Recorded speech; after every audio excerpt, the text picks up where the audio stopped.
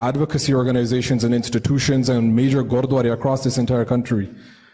in a series of town halls, starting today, next week, going across to the West Coast as well, is because there's an increasing trust deficit between the community and the government today. Because we know that the root of the violence that's impacting our communities is originating in India, but it's this government's lack of action and the U-turn and this realignment with India that's enabling or failing to stop India's violence in its tracks.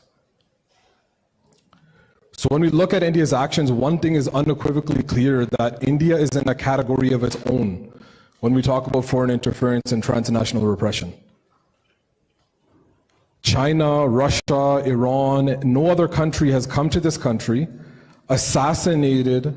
a citizen, a leader of our community, and targeted dozens of other individuals for assassination, and unleashed a spree, a coordinated a wave of violence across this country that was coordinated from the consulates and embassies itself.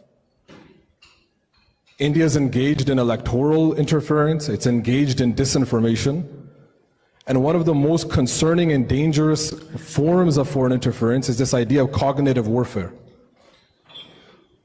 So last year, a lot of individuals who followed the findings of the Foreign Interference Commission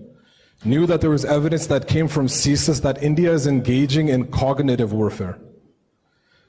Cognitive warfare is a form of warfare and a form of aggression that takes neuroscience, digital technologies, and combines them with psychological operations. Not just to spread confusion, but to manipulate public perceptions and community decision-making across the country, within the community and in terms of the government. And CSIS has released and unclassified documents that were released to the Commission that are unequivocally clear that India seeks to use cognitive warfare techniques to promote a pro-India and anti-Sikh, anti-Khalistan narrative in Canada using these techniques. And when Prime Minister Trudeau was questioned at the Foreign Interference Commission last year about this violence, about the nature of this violence and its objectives, as Balpreet Singh shared, the Prime Minister, under oath, testified before the Commission that it's individuals within the Indian government